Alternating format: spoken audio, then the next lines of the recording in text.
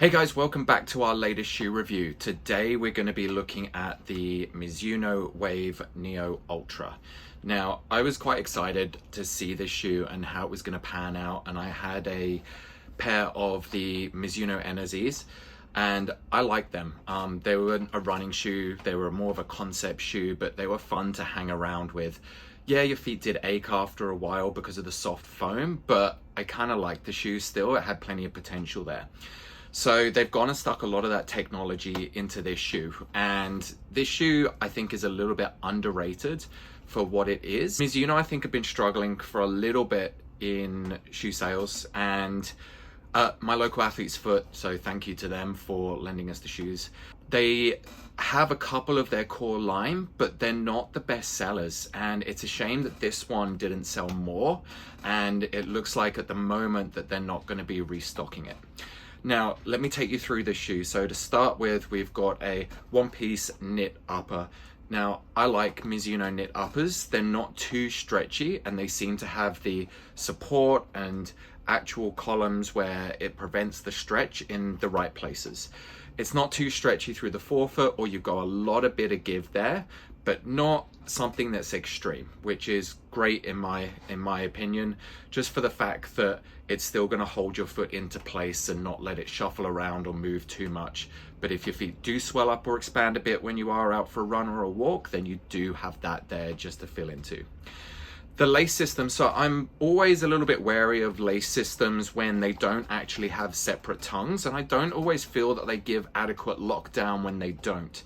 Obviously through the tongues, they do put a slightly stretchier material in again. This one isn't overly stretchy, which is good, but the laces seem to lock down through the foot really well. They've got a couple of little wires that run through the inside that you can see just in the blue there, and they tend to lock the place in the foot really, really well and hold it locked down. So I'm really, really happy with the way that that fits and it feels. Through the back, so the back is quite minimalistic, and to be honest, the rest of the upper is quite minimalistic as well, and it's something that you'd more expect along the lines of a speed shoe racer type thing, just for the fact that it is only single layer, and it also doesn't really have any sort of cushioning or anything to make it feel plush around the ankle, soft and smooth. It is simply just that knit, and it's still comfortable. Look, you're not going to get the same feeling as sticking your foot into an Asics Nimbus or anything like that, where you do have a lot more bulk and you do have a lot more padding around there, but it still provides a nice feeling. It doesn't feel too harsh. It still hugs the foot nicely.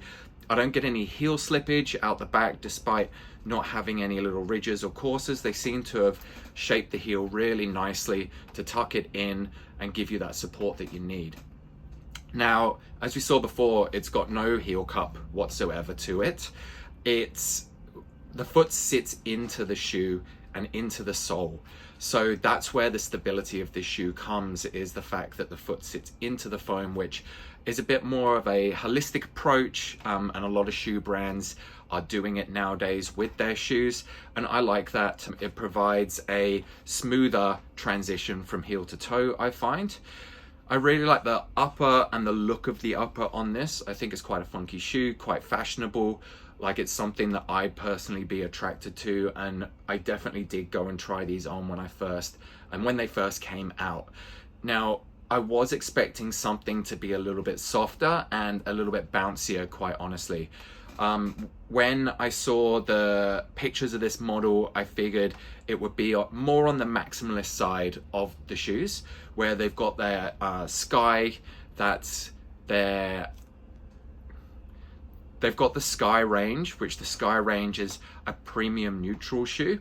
And I felt like they didn't quite know which way to go. And I feel like the Sky should have the same sole as this, but obviously then this has the slightly thinner upper as well.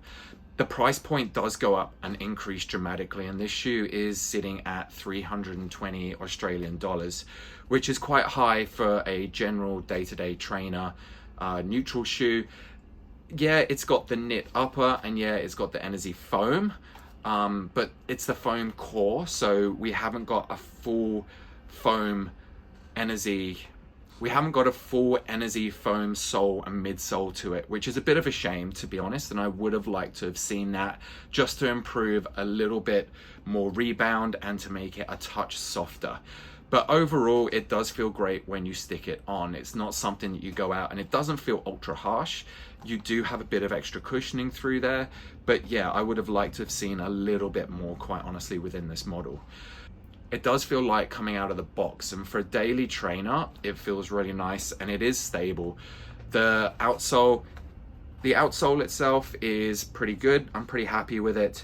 I'm not sure why they've got fabric pieces between the tread, and I feel like that's going to get dirty really, really quickly. The other issue that I have had with a fair few people that do play netball, because I'm a big fan of the Mizuno netball shoes that they have at the moment, but they have this little hole and gap that goes all the way down through the sole. And I've had a few people then complain that when it is wet, the water will get in there and they will feel wet on their foot, which isn't the most ideal. It does feel like we've got a little bit of separation between the hole and the insole, which is good, but I'm not entirely sure. I haven't run in these in the wet yet, so I'm not entirely sure how that will hold up. But yeah, the grip and tread itself is great. It's extremely firm and plasticky, but it still provides a lot of grip. So I'm happy with that. They've gone for very thin amounts and just done the minimal amount to keep the weight down of this shoe. So yeah, look, overall, I'm a fan of this shoe. I think the price point has been put a little bit too high, and I think it should have been more premium trainer range between the 260 and the 280. If I could get this on discount somewhere, then yeah, absolutely go for it. And I think it'll fit in nicely just as a premium neutral daily trainer. Not for anyone who overpronates or over supinates too much, just wants something that's easy and cruisy.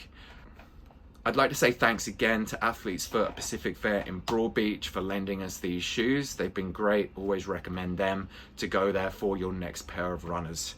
All right, guys, thanks for watching.